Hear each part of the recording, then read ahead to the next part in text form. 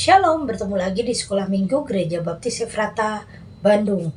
Untuk kelas remaja, dewasa, dan senior, hari ini kita akan belajar bersama-sama dari Lukas 23 ayat 35 sampai 49. Lukas 23 ayat 35 sampai 49.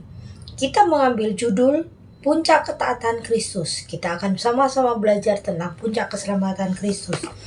Bapak Ibu Saudara sekalian, nanti baca full. Saya akan membacanya hanya di ayat 49, ayat yang ke-44 sampai 49 saja. Nanti Bapak Ibu Saudara sekalian akan membaca full ya. Saya akan menuntun di ayat yang ke-44 sampai 49 saja. Saya membaca dari Alkitab Terjemahan Baru 2. Ketika itu, hari sudah kira-kira jam 12 dan kegelapan melingkupi seluruh negeri itu sampai jam 3. Sebab matahari tidak bersinar, tabir bait suci terkoyak menjadi 2. Lalu Yesus berseru dengan suara nyaring, "Ya Bapa, ke dalam tanganmu kuserahkan nyawaku." Sesudah berkata demikian, ia menghembuskan nafas terakhir. Ketika kepala pasukan melihat apa yang terjadi, ia memuliakan Allah, katanya, "Sungguh orang ini benar." Sesudah seluruh orang banyak yang datang berkerumun di situ untuk tontonan itu, melihat apa yang terjadi, pulanglah mereka sambil memukul-mukul dada mereka. Semua kenalan Yesus berdiri dari jauh, termasuk perempuan-perempuan yang mengikuti dia dari Galilea dan melihat semuanya itu. Mari kita berdoa.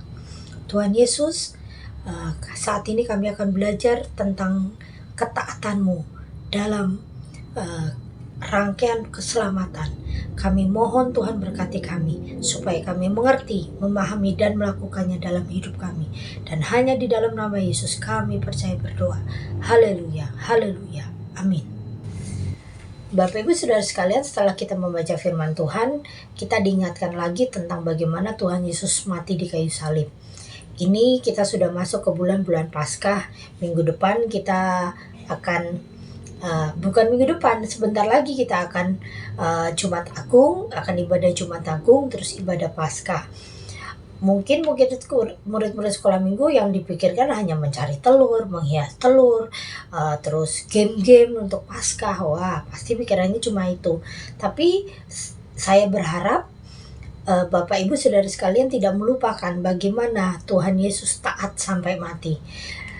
Inti pelajaran kita hari ini sebenarnya taat sampai mati. Bagaimana Tuhan taat sampai mati. Rangkaian keselamatan itu memang dimulai dari kelahirannya dia dan diakhiri saat dia sudah mulai bangkit dan naik ke surga. Bapak Ibu Saudara sekalian, seperti yang tadi saya bilang kepada murid-murid senior, saya mengatakan begini. Saat kita sehat saja, kita naik ke gunung atau naik ke daerah yang tinggi sedang berjalan kaki, membawa barang sedikit, itu saja kita akan lelah. Bagaimana Tuhan Yesus yang badannya penuh luka, dalam keadaan lemah, harus memikul salib yang berat ratusan kilo dan menanjak. Tetapi di dalam Alkitab dituliskan Tuhan Yesus tidak mundur. Dia jatuh, dia bangkit lagi. Dia jatuh, dia bangkit lagi. Tujuannya adalah Kalvari. Sampai di puncak. Sudah sampai di puncak, bukannya istirahat, dia malah dipaku dan disalibkan. Ini proses yang menyakitkan. Proses yang sangat tidak manusiawi. Tetapi inilah yang dilakukan Yesus supaya kita semua diselamatkan. Firman Tuhan yang selalu kita dengar di Yohanes 3 ayat 14 selalu mengatakan bahwa begitu besar kasih Allah akan dunia ini, sehingga setiap orang yang percaya padanya tidak binasa, melainkan memperoleh hidup yang kekal. Dia mau turun ke dunia ini menjadi manusia untuk menebus kita dari dosa-dosa kita, menebus kita dari segala kecemaran hidup kita. Kita ini seharusnya yang disalib, bukan dia. Tetapi kita belajar dari Tuhan Yesus. Dia Tuhan yang bertanggung jawab. Dia Tuhan yang selalu melakukan apa yang dia ucapkan. Dia bukan Tuhan yang pengecut. Dia bukan Tuhan yang penakut. Saat dia di Taman Getsemani, dia memang gentar, takut, dia menangis. Tetapi rasa takutnya ini bukan menjadi alasan dia untuk mundur dari apa yang harus dia lakukan. Ini menjadi contoh bagi kita semua. Saat kita menghadapi masalah, kita tidak boleh lari. Kita harus bertanggung jawab. Apa yang harus kita kerjakan, kerjakan. Apa yang kita harus lakukan, lakukan. Walaupun itu memalukan, walaupun itu sepertinya tidak ada harga dirinya, walaupun sepertinya kita diremehkan, tetapi kalau itu kebenaran, kita harus lakukan. Begitu juga dengan Tuhan Yesus. Dia naik ke Kalvari. Dia terus memandang bahwa keselamatan ini sebentar lagi akan sempurna. Bapak Ibu Saudara sekalian, di pelajaran kita ini mengatakan bahwa puncak ketaatan Yesus saat dia terus memikul salib sampai ke Kalvari. Dia terus menahan dirinya sampai mati, dia taat. Inilah menjadi motivasi kita sebagai orang Kristen, taat sampai mati. Di dalam perjalanan menuju puncak kehidupan kita, seiring itulah ketaatan kita harus dijalani dan dikerjakan. Keteladanan Yesus Kristus hingga puncak ketaatannya menjadi teladan bagi kita, orang percaya, untuk menjalani semua langkah kehidupan kita dengan kuat kuasanya. Dalam pekerjaanmu, hai anak-anak muda, dalam kehidupanmu di masa mudamu, taatlah kau sampai engkau benar-benar tidak tahu harus berbuat apa lagi selain taat. Ibu Yohana berharap engkau paham apa yang Ibu Yohana ucapkan. Taat saat engkau disingkirkan karena engkau tidak merokok, saat engkau dijauhi karena engkau waktu-waktumu banyak untuk pelayanan, saat engkau diremehkan hanya karena engkau tidak mau mencuri uang perusahaanmu. Saat itulah engkau dimenangkan oleh Tuhan. Untuk Bapak Ibu Saudara sekalian yang sudah berumah tangga, engkau kepala keluarga, engkau istri, engkau mertua, engkau orang tua, ayo sama-sama taat sampai mati. Hidup ini adalah kesempatan, hidup ini untuk melayani Tuhan. Saat engkau dihadapi dengan permasalahan-permasalahan yang menuntut engkau bertanggung jawab dalam kebenaran, lakukan itu. Rasanya takut, nanti saya nggak naik jabatan, nanti saya dikucilkan, nanti saya tidak dianggap. Lebih baik engkau tidak dianggap manusia, tetapi engkau dianggap sama Tuhan. Mari Bapak Ibu Saudara sekalian, contoh ketaatan Tuhan Yesus, bagaimana dia mau mati bagi kita, bagaimana dia bertanggung jawab atas keselamatan kita.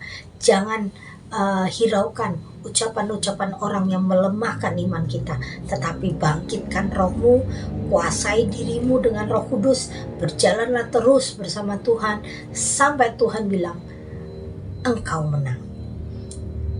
Kita nggak tahu sampai kapan umur kita, Bapak Ibu Saudara sekalian, tapi kesempatan ini adalah kesempatan untuk kita terus hidup di dalam kemurahan Tuhan dan hidup dalam tanggung jawab yang benar. Ajari anak-anakmu, Bapak Ibu Saudara sekalian, untuk bertanggung jawab dengan hal-hal yang sepele saja. Misalnya kalau pulang sekolah, mereka harus meletakkan baju mereka di tempat yang baik, digantung, tidak boleh sembarangan, kaos kaki di mana, sepatu di mana. Ajari hal-hal sepele seperti itu, karena dari hal kecil mereka akan terus bertumbuh dengan hal besar. Jangan terus dilayani anak-anakmu, jangan terus engkau emak, engkau kakek, nenek, opung baru, opung doli, jangan terus kau manjakan cucu-cucumu. Biarkan mereka melakukan apa yang harusnya mereka lakukan. Jangan dipasangin jaket, kaos kaki jangan dipasangin, biarkan mereka. Kesusahan-kesusahan yang mereka alami ini akan membentuk kemandirian mereka. Saat mereka bersalah, hukum mereka. Jangan terus dikompromi, jangan terus selalu di cover, dilindungi, dibela mati-matian. Udah tahu salah tapi dibela, namanya juga anak saya gitu. Jangan, biarkan mereka bertanggung jawab. Pernah satu kali anak saya itu ditegur sama gurunya di depan saya, "Mami, tadi Jen tidak berdoa." Saya langsung pukul pundaknya gini, "Kenapa kamu gak berdoa?" dia agak takut sama saya. Terus gurunya itu menasihati, menghormati Tuhan itu penting. Tidak boleh namanya kamu tidak boleh berdoa kayak gitu, gini. Di depan gurunya saya bilang, Bu, kalau nanti anak ini nakal lagi, hukum saja, tidak apa-apa. Karena apa? Anak ini salah. Kalau sikap saya langsung melindungi anak saya, mulai menyayangi, ayo kenapa kamu gak berdoa? Besok lagi berdoa ya gitu. Nanti anak saya berpikiran bahwa saya bisa diajak berkompromi untuk itu. Tidak, saya hukum dia di depan gurunya. Walaupun itu pukulan ringan, tetapi saya langsung marah. Karena kamu tidak berdoa di sekolah, kamu gak boleh jajan. Pulang sekolah, makan, tidur. Tidak boleh nonton TV, tidak boleh megang handphone. Saya bilang gitu. Dan dia tahu. Akhirnya saya hukum itu besoknya tanpa saya tanya. Dia tahu, tadi aku di sekolah berdoa, duduk tenang dengar firman Tuhan. Nah, itu baru hebat. Ada rewardnya dari saya. Dari situ dia tahu mana yang baik, mana yang tidak baik. Karena bagi saya, sesuatu hal yang kecil tapi saya kompromi, itu akan menjadi habit, jadi kebiasaan sama dia. Dan dia akan menggampangkan saya sebagai orang tua. Bapak Ibu, terkadang kasih sayang itu bukan bentuknya harus baik. Tapi bentuk hukuman itu juga bentuknya kasih sayang. Bagaimana Tuhan Yesus menyayangi kita. Terkadang kita ditempatkan di tempat-tempat yang tidak nyaman bagi kita. Tapi sebenarnya di tempat-tempat itulah kita bertumbuh dan menjadi kuat. Hari ini kita diingatkan lagi tentang kematian Yesus. Bagaimana Tuhan Yesus bertanggung jawab, begitu juga dengan kita. Teladan Yesus menjadi teladan kita. Menjadi pedoman hidup kita untuk menjadi umat yang diberkati dan memberkati banyak orang. Kita akan tutup pelajaran kita dengan doa. Terima kasih Yesus untuk kebaikan-Mu. Korban-Mu di kayu salib menyelamatkan hidup kami. Dan hari ini dan untuk seterusnya, ingatkan kami untuk menghormati korban-Mu, bertanggung jawab atas semua yang kami kerjakan dan lakukan, bahkan ucapan kami. Tuhan Yesus, tolong urapi kami, supaya kami terus turut dalam kehendak-Mu, tidak menyimpang ke kiri dan ke kanan. Bila di antara kami ada yang sakit, Tuhan sembuhkan. Yang susah, Tuhan hiburkan. Yang kekurangan, Tuhan cukupkan. Dan hanya di dalam nama Yesus Kristus kami percaya berdoa. Haleluya. Amin. Sampai bertemu lagi di sekolah minggu. Tuhan Yesus memberkati.